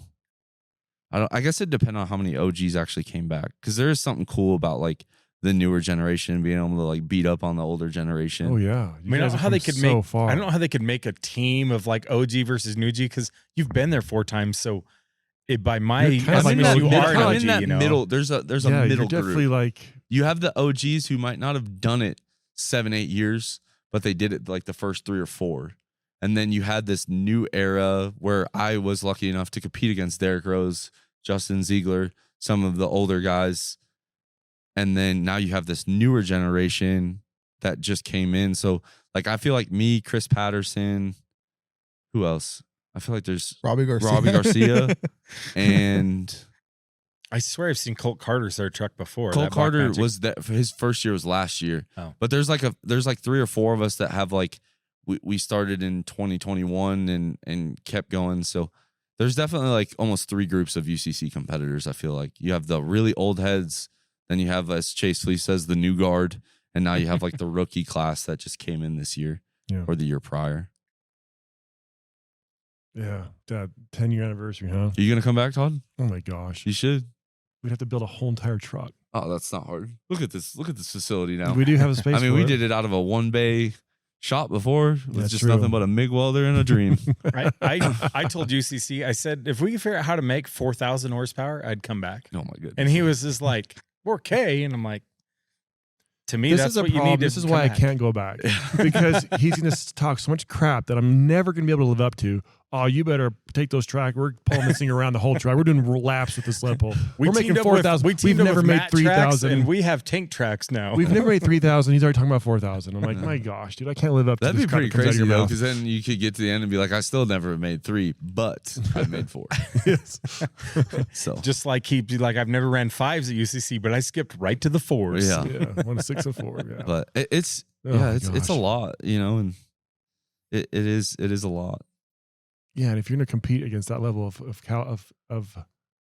talent, of shops, of Yeah. knowledge, like that's going to be an epic. If they get all those shops back in, holy cow! But he was thinking he was going to entice it with prize money, and then have a way that you can sell ticket sales and stuff under your coupon code, and it's almost like this voting contest of like who they think's going to win, and so that. But you have to show up to get your cut out of the ticket. So if they use code PDD, for example, we would get 50% of the ticket sales on that. Maybe. Well, if anybody's followed us, they know we're not going to win. I think it would be better if they did teams. Like old school versus new school. Like, how are you going to do teams though? Like, It's like cumulative points. I mean, yeah, or like you average them together. But I think if you could do like a team, right? So, What does that look like? Multiple trucks? yeah, kind of like, but it has to be like, it can't be like they did it before, where it was like, and I took full advantage of this. I have no shame in this at all. Like, I know Jason Wayman. I would say we're friends, but like after the dyno, I just tagged him in, and I mean, the only commonality we had was we were both fueled by dynamite, and I just let him sled pull. But I think if you had like, for instance, like if Levon wanted to build a sled pull truck and Ziegler drag raced for him, right? Like you have 2 very like in the same orbit, kind of a lot of crossover there, and you could almost do that. I think you could get like probably Derek Rose out of retirement, maybe like. I think the audience likes seeing the Transformer truck thing where it starts and finishes with the same chassis. It's like, but could you imagine the smack talk if you got like Derek to come back, and you could somehow get like Ryan Milliken back involved? Like, I think that's the one thing with this new group of competitors. Michael Brown and I feel like carried that on very well. Not like vulgar or disrespectful, but we definitely like threw shade at each other every time we posted. Like, you know, he went down the drag strip, wouldn't show the scoreboard, and I'm like, I wouldn't show it either if I was running 6s, you know. Or and you know, you do all the dyno stuff and the leading up to it, and it'd be cool to bring that back. And I think the only way you do that is your guys' generation was easier to like. You didn't take it so personal, like our generation. Like you talk trash to them, you know, and they're, you know. Our generation grew up with dial-up internet, and so that's what you did. You went on the internet, and you went to chat room, and you're like, "You're ugly." Send a pic, like, "Oh, did your doctor slap your mother?" Yeah, this little trash talk. I think they'd have to do teams because you'd have to bring like 2 trucks. I feel like in order to put on like. You don't think OGs would just build a new truck? Like if we went back there for that war, we're not going to take some heavy full frame truck. We'd have to build some sort of tube chassis thing, or severely rebuild a truck to make it like. I feel like if they were going to do that, they need to get those rules out like now. Yeah, so people have time. I also thought that they need the weight up too. We need like 8,500, 9,000 on the sled pull, like the original 8,500, so that if you have the big horsepower, you have a chance to hook it up. Yeah. And I think penalize the really lightweight drag race guys if they don't build strong enough sled pull, but also reward the heavy drag race guy, kind of even those scales a little bit. Yeah. Give them some weight on the sled pull so that. But they need to get like whatever rule changes, like they need to get them out now so people can get prepared, you know? Yeah, it takes a long time to put this stuff together. It does. And like when you have that, like that's the one thing that I learned working with like working for you guys and stuff, like the deadlines for testing are like they're hard deadlines. Like we don't push. You learned from us not hitting deadlines and having failures. And I'm not like trying to throw shade in any way, but like that is something that I took away really heavy from Good Times. You know, we wouldn't get it ready, so we wouldn't go drag race. For those who don't know, Good Times is also known as the Godfather. Yeah, same truck, 2 names. But we'd just be like. We'll get it on this one. Like those deadlines being met are huge for moving forward because then you can make an oops and have time to fix it, you know? So you learn, you know, from everybody. Yeah, you do. Well, dang, man. Seriously, victory. It's really cool. It's the biggest event in the country. And you pulled off the win. There's 5 people that can claim they've won UCC because there's some repeats. Yeah, Lamont, 5, Derek, 6. Justin, Tony, Kenny, me. It's pretty elite club, man. You're one of 6 men in the country. That's pretty cool. That's pretty cool. Yeah, and you were one of the 3 to make 3,000 on that dyno in that location. I mean, that's big. That's awesome. So, yeah. And that just shows you, like, you know, a lot of people think the dyno's weighted too heavy, you know. If there's only 3 people that have done it, it should be worth 1,000 points. Yeah. You know? Yeah. And you think about like how many people have ran 4s. Well, what did we decide? 3? Ziegler, Derek, and I think Levon ran 4s back in the old Pro Street truck. Yeah. So there's 3 there to make it worth 1,000. And then sled pulling, I think they made this sled a little too easy this year, but no one wants to watch everyone peter out between 250 and 300. Like everyone always wants to go past 300 except the people that own the truck. It's hard on stuff when you're in it that long. Yeah. You know, and mine started missing there at the end. So we'll get it. We'll get it fixed. So 3,109 horsepower, no problem. Yeah. 318-foot sled pull. She's like, well, the valves are like, hey, you know, let's I'm gonna check out a little bit. We'll get it fixed. I haven't, like, Meyer kind of looked at it and we basically disabled a cylinder so we could load it into the trailer. I'm sure I'll show it off at some point, the damage that we find, but until I pull the head off, I don't want to speculate too much. But did drive itself into the trailer. 100%. There was no way I was going to figure out how to put a winch on that. I wanted to drive it in. Even if we were worried about like a valve breaking off, I think I would have still driven it in. To make new pistons. Yeah. Diamond will get spares. To make new pistons every day. Yep. Meyer was like, oh, why do you have 5 spare pistons? I said, I lost one, bought a whole new set. Now I have 5 spares. Perfect. No. Oh, cool. Well, man, that was a big event for you guys. I mean, a lot of work, a lot of time, tons for you, but that's really, really fun. So, man, anything else we should talk about while we're here? Got Josh back in the house. People always saying, you need to get Josh on a podcast. You need to get him back in the house. It's fun to have you get back here talking about crap. I was expecting to be more amped up and divisive. I mean, Dude, it's he's been driving shade. for 2 days. Give him a break. I don't know. I just like I'm older now.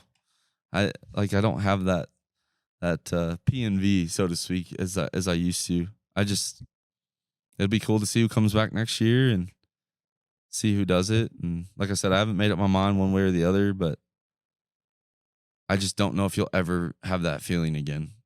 Like, if you win it again, will it feel the same? And I don't know if it will. So now I understand why some of the guys don't do that event and they help others do it because it's rewarding in a different way. Yeah. So we really just need to be looking at that young man down there. Yeah. And I was like, hey, you can have anything. I was like, we got spares for days. Like, you know. Yeah, that's what we were talking. Like, all I just need to do is we need to all paint our trucks the same color. I'll get a 3rd gen crew cab short bed, paint them all, wrap them all the same color, and then just swap them in the middle of the night. No one will know. Make them identical. They'll have to VIN check us at the starting line. And watch them make a rule that says they have to have the same VIN tag on them. And so Meyer's like, I know, let's replace them all to Dude, I VIN can tags. stamp, dude. That's not going to stop us. They'll have to go further than No, that. all right, no, this is now this VIN. Yeah, magnets. All you know, Ohio patrolman inspect it. Yep, that's the right VIN. No, but I don't know. I don't know what's next. I think I want to go back to the drag strip. So Yeah, drag strip's fun. Meyer's gonna try to fix my August in Montana. Yeah, Montana. I know. They got, I think they you need got to the come. one in. They got the no prep in Idaho Falls in June. It's in June this month. I think so. It's or July. I think it's June. Maybe it is this month. Huh. I think it's. It's right before the weekend before the Canada race. So I'm pretty sure it's June. But I definitely want to have it back for So you those got- like 3 dyno events that happen like back to back to back Yeah. out here in Utah. Well, you got 2 weeks to get your truck ready to drag race at No Prep in Idaho Falls. Yeah, I don't So think do I'm- I. don't- Streets got to eat. I remember. I don't know if I'm gonna make that one. Yeah. By looks of it, neither is No. Yeah, I walked in here You'll probably before be we. me. I walked in here before we left, and I was like, "Wow, he made a lot of progress while I was gone." Well, I saw an indestructible Hamilton comp block get blown up this weekend, Shocker. and I was like, Hmm. I don't know, Todd. Maybe we should put a deck plate on that. I mean, the rod angle I feel like is so overlooked. Oh yeah. Like that rod angle on a deck plate, and just having, like, you could have a solid cast block, but having that top 1 inch of just tool steel, I just feel like it doesn't swell at all. Like it just. What we really need to do is get like cylinder pressure data on that. And I mean, one thing we didn't talk about, I'm not trying to prolong this, but for you guys that hung in, for a while, what was the boost on the dyno? How much boost did it take your truck to make that kind of power? 142.5 pounds. So you're wastegating a lot then if that's all the boost was, right? Yeah. After like just listening to what everyone else has, I think potentially we did it with the lowest amount of boost. Because I know like Michael Brown's hit was like 192 Mhm. this weekend. Yeah, you got 2 massive 50 mil gates. Yeah. And Just like the vent and straight taps here. Do you Yeah. think there's any strategy in freeing up that exhaust back pressure when you're running that much nitrous, like letting the engine just 100%. inhale the nitrous? Yeah, I think you let the turbos just kind of push it in. I mean, I'll weigh it. I haven't weighed it yet, but that one bottle you swapped out, it was about empty, wasn't it? Yeah, it was cold. I went up and I was like, which bottle? And I'm like checking the pressure, and one of them's almost frosted over from the first dyno pull. And I'm like, This one yep, bottle released a pressure lot is of 300 or 400 psi. This is the one. this Yeah. is the one I mean, that took the most. It's probably 8 pounds that you pump into there. I could tell you the 2 dyno hits, we went up there full of fuel. I probably had 2 gallons left in my fuel cell. So we pumped about 3 gallons of diesel fuel in there. Jeez. And like we Hot Shots gave us all that R100, to try for the weekend. And I mean, it burns your eye. It They have burns a new your race eyes. fuel. Oh really? Yeah, it's orange. Really? Yeah, it's really cool. It's orange and it burns your eyes. It's That's like really cool. so strong. It's really cool. It's orange and it burns your Yeah, eyes. Kyle's I like, love "Oh, it. do you want to see the data on it?" I was like, "Nah, just put it in the tank." So I got to hand model for Hot Shots. I was the first Ooh, person they photographed dumping it into their tank. very cool. So I wanted to try it on our dyno and on one of my. I have Lower a power 5-gallon trucks. pail in my trailer. If you want it, Nice. Mm. Just a little playing on the dyno. See what it How does. much do you want for that $7,000 jug it's of actually. fuel? I think it's. I was making a joke to Kyle. I was like, "Man, if California's diesel prices keep going up, it might be cheaper to just buy this R100. I think it's $100 for 5 gallons. It's a $20 a So gallon. pretty comparable. I The mean, I racing pay fuel. $5 a gallon right now. About the same. That seems like 4 times as much. but yeah. Give California another 6 months, it might be 10 gallons. So Nice. yeah, it is funny how like everyone hates on California because of carb and all that stuff, and the last 2 UCC winners have come from California. Like, that is interesting. So as a state, do you have more wins than any other state? no, Ohio's got to be there because you had 3 Yeah. Lavons and 1 Justin. Michigan, you had 2 because you had Derek and Tony, and then me and Kenny. So 2 California, 2 Michigan, and the rest were all Ohio, unless I'm missing somebody. Yeah. So I think that's about it, man. I think we're just kind of reminiscing now and stuff. But I mean, this has been a very fun podcast. It's fun having Josh back in the house, laughing about UCC, reminiscing old times. it was great having Will there. Like, I'm so glad Will showed up because it's just he makes things funnier. Yeah, Will's fun to have around, man. Yeah. He's no question about it. Yeah, 100%. I'm just frustrated. I mean, the food was good. That's all I can say. Yeah, It you got was Gordon very cooking. I hadn't known My that. stomach was well fed.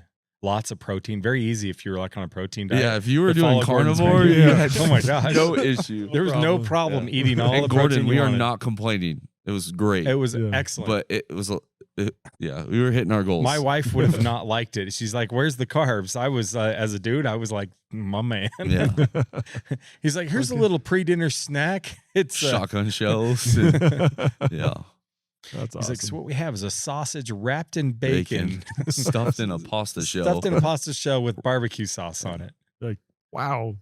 Yeah. It's delicious. Yeah. Dude, it's hard What to I missed, which is like my all-time favorite, is the bacon wrapped Oreos. What? Yeah, They're I put the kibosh on that because I don't. They're I don't delicious. Like them. The sweet and salty, and it just It's delicious. doesn't make sense in my brain. My brain can't comprehend those 2 things at I'm the same insane, time. but my tongue loves it. No, I just Close your eyes and chew. Yeah. No, it was a good time. Anytime, and you get excited to be there, and everyone comes, and then Sunday everyone starts leaving. By Monday everyone's gone. You're like, dang. And you're loading up everything, Yeah, just you're the 2 of you. You're like, You're "This just 2 sucks." dudes Yeah. packing a trailer, just Yeah. feeling lonely. And then like I had to drive home. Well, shout out to Meyer. He did the last 4 hours last night. You keep saying I only drive 4 hours. It was not 4 hours. Last It was night more. Yeah, you drove from Grand Junction. at 60 miles an hour, 30 for some of it. Yeah, which hey, selfless plug for you guys. Like the 68 in that thing, 34,000 pounds gross over all those passes, and then I have the turbo on there too. Yeah. Didn't So a skip me. single PDD turbo pulled 34,000 pounds cross country twice. And legally, right? The truck's only rated for 30. That's what a 410 2017 or 2018 4th gen Yeah. crew cab dually is rated for. And that's how we know you're from California, because anyone in any other state doesn't care what the legal limit is, but you, because The only you'll reason ticket why- you there. The only reason why I was even curious was this was the first time the truck like really labored hard. And I was like, man, I really want to scale it. And we were 34,000 pounds on the dot. Wow. And I was like, dang, like that is a lot of weight we're moving. Yeah, that's a lot of weight. Yeah. But yeah. And it's a triple axle single tire Mhm. thing. So you can't go fast with the enclosed trailer loaded like that. It's just not worth it. Right. So, and not a hiccup. Well, heck yeah. It was solid. Worked It was good. really good. That's you awesome. You did a pretty good job on that trans. Yeah, I mean, the Meyer, 3-4 shift. Meyer designed the whole thing. Yeah. That- 3-4 68. shifts firm. Oh, You know it's sorry, there. that's not me problem. Yeah. Talk You to your know- you Talk know to your it's there. tuner. No. Yeah. There's definitely some kind of mur mod in that valve body, but no. not in the valve body, maybe other places. Yeah. But well, it's good being back, guys. I appreciate it. It's a fun time talking with you. Again, congratulations on your win. It's a huge achievement, and it's just freaking awesome. And on your 3,000 horsepower at the place no one can ever give you crap about it. So it is done there. It's awesome. So anyway, guys, that's going to wrap this episode of the Power Driven Podcast. We had a fun time here with Josh talking about UCC. And yeah, it's been a long one. If you guys are still here, thanks for hanging out, and we'll see you next time on the Power Driven Podcast.